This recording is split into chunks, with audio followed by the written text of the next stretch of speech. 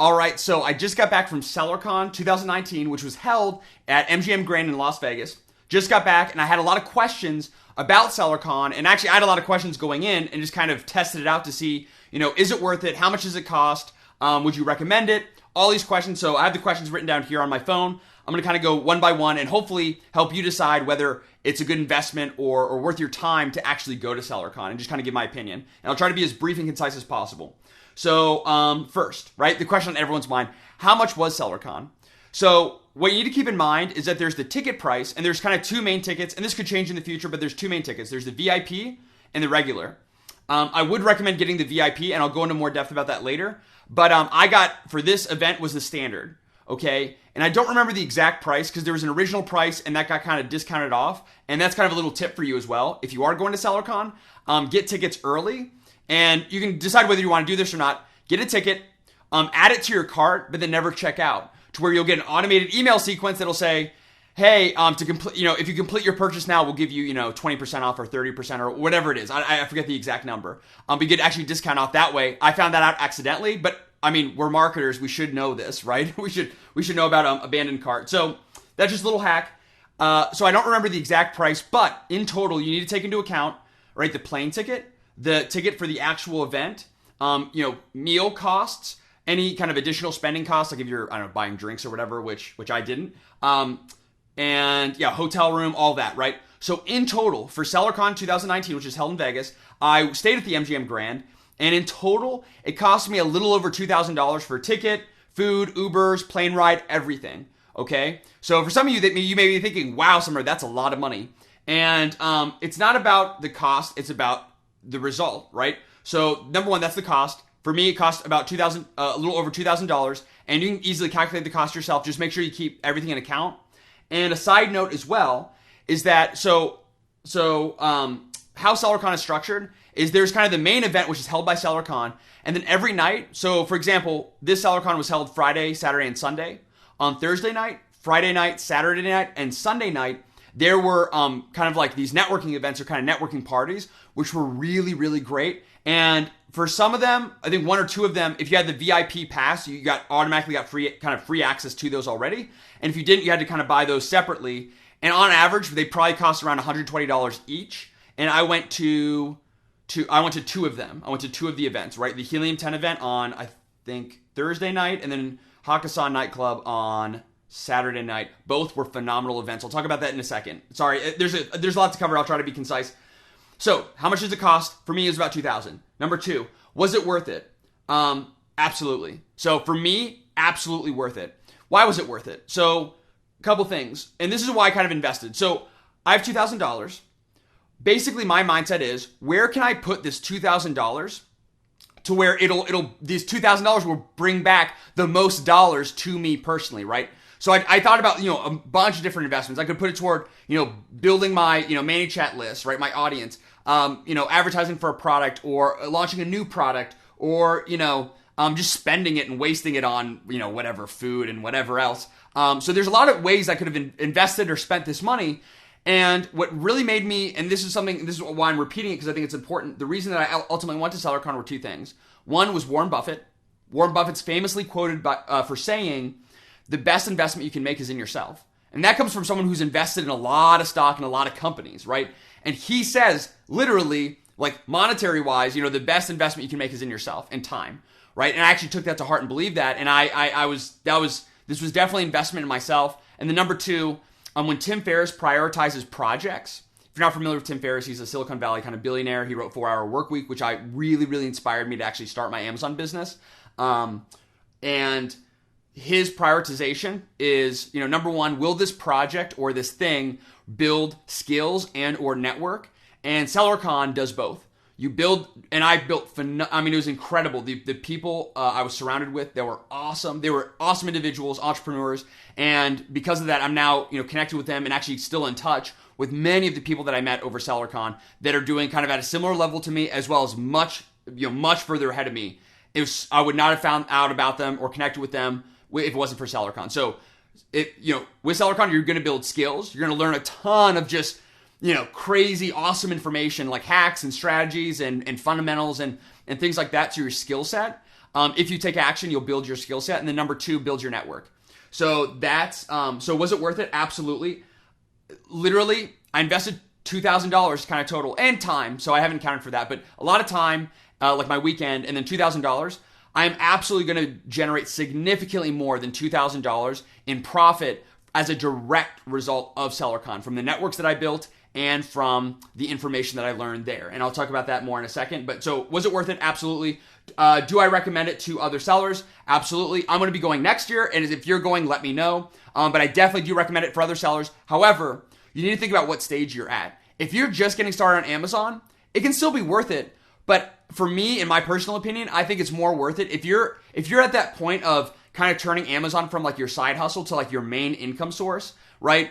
Assuming you've diversified, you built a list, an audience and all that. But let's say, you're on the edge of really kind of being able to make your private label business or your Amazon business full time. At that point, that's definitely when I would recommend considering investing in this. And by the way, I don't know if I made this clear. I'm not an affiliate of, I do have the shirt, the amazing shirt. I'm not an affiliate of the amazing selling machine or SellerCon, although hopefully, something happens that I do because I really like the event a lot, but I'm not. So I just want to make that very clear as well. So definitely do recommend it. If you're kind of in that growth phase, it's kind of known as the growth and scaling phase. So if you're kind of in that phase of making it your full-time income, or above, I would definitely recommend it. So yeah, what was SellerCon like? That's a good question. So SellerCon was divided into 3 main sections. I like to think about it. Okay. So we had it was Friday, Saturday, and Sunday. Okay. So in each of those days, it was divided into 3 sections. First, you get started like 9 a.m. in the morning. You go down to this huge kind of ballroom or this huge auditorium or lecture space kind of with the stage and all that. And you basically learn from people like, Sarah, I think, was it Sarah Blakely, founder of Spanx, Robert Kiyosaki, Ryan David Moran, and many other, successful entrepreneurs. So you just kind of general information from really successful entrepreneurs and a lot of Amazon sellers as well, right? So just very general. It's kind of for everybody. Then you go to lunch and then come back. So this is part 2. Then you come back and go to breakout sessions. And this year, breakout sessions were divided into 3 groups. So you basically at this point could choose. So before, everyone kind of watched and participated in the same presentation, which is really, really awesome. But then here with the breakout sessions, you could choose which expert kind of you wanted to go learn from. And there was the intermediate stage. If you're just kind of getting started on Amazon, maybe you just launched your first product, etc. That's the I think intermediate stage, I want to say, or the beginning stage. And then there's the growth stage, which is kind of where I'm at. Just kind of really wanting to grow and do better with your Amazon business, I guess. And then scaling is those, I think, like they kind of set it to those making $1 million or more a year. Maybe have several employees, maybe have, international presence, have a really strong brand presence, things like that. So I was really in between the growth and the scale breakouts, which were really, really good. Those were really good. And by the way, I'm sharing a lot of what I learned. Actually, everything I learned at SellerCon and anywhere else, I'm going to share on the channel. But I've also shared a lot of specific kind of tactical information and a lot of gold nuggets that I learned from the event in the Facebook group. So it's free to join. Be sure to join that. I've documented a lot in there as well. So that can help you out as well. So that's kind of how it's divided. So that's number 2 is the breakouts. And then number 3 are the networking events. So traditionally on Thursday, Friday, Saturday, and Sunday night, there are networking events both held by SellerCon. And then also one was by Helium 10. I think one was by China Magic. And the other one was by Brandon Young, by a gentleman named Brandon Young. Unfortunately, I didn't get to go to that one. That was at Topgolf. That was really good. So the 3 sections, okay? So that's what SellerCon was kind of like. So yeah, a lot of, the networking kind of happened in between sessions or, right after a session. But the networking really, really happens, okay, at these events. At the end of, the evening or nightly events, right? Both at the, MGM and then also outside of MGM. Those are really great. So I'm going to skip. I saw another question here, but, hacks for kind of saving money. If you're really kind of stringent on money, and you should be smart about your money, of course, which is why I went and paid over $2,000 to go to this event. But if you're a little bit tighter on money and you really want to go and you're really big on the 80-20 analysis. So if you'll hear this from me and anyone else, networking is the number 1 reason you should go. It's the most important. It's that and then skills. Networking is number 1. It's awesome because basically when you build a network, you have this stream of knowledge for months and potentially years to come, right? So very, very powerful. And it's really great to hear someone and all that. So a lot of benefits there. What you can do, and what I know other sellers did, because I met them at these events, is they flew into Vegas. They got, an inexpensive Airbnb nearby, and they would just work out of the Airbnb during the day. And then at night, they made sure that they signed up for these events and paid for these events, which a lot of times, they're sold separately. Like anyone could go as long as you buy a ticket. So they flew out to Vegas, stayed in an Airbnb inexpensively, and then they Ubered to the nightly events and then back. Right? So for this 4 nights. So that's a way to kind of save a little bit of money, right? You don't have to pay for the big ticket. Another way to kind of save money is you could book a room with someone else. Another seller, again, another networking opportunity and a way to kind of save some money. So there's a couple things I wanted to throw in there. I already answered that. Will I be going to SellerCon next year? Definitely plan on it. If something crazy happens and I'm not able to go, then I may not. I don't want to make that promise, but I'm fully intent on attending. What is the biggest thing that you learned? Okay, that's pretty... Biggest thing that I learned.